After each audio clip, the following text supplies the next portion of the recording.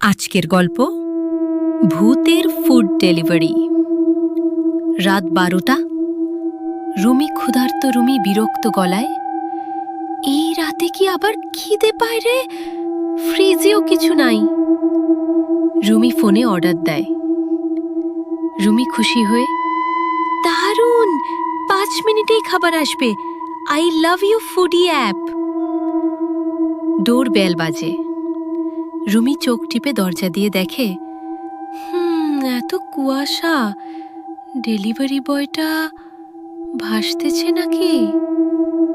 যদুভূত এসে খাবার দেয়। যদুভূত ভদ্রভাবে বলে, আপনার চিকেন বিরিয়ানি ম্যাডাম। রুমি স্তম্ভিত হয়ে বলে, ভাই আপনি কি মৃত? রুমি চুপচাপ খাবার নিয়ে, ভূত হোক আর মানুষ হোক, খিদে লাগছে, খাই। খাবার খুলে দেখে ঝলমলে আলো। রুমি আশ্চর্য হয়ে বলে, ওরে বাবা রে, খাবারে নাকি আলোর ঝলক। ভূত আবার দেয়ালের ভিতর থেকে ডাকে, দিদি 5 স্টার রিভিউটা দিয়েন প্লিজ।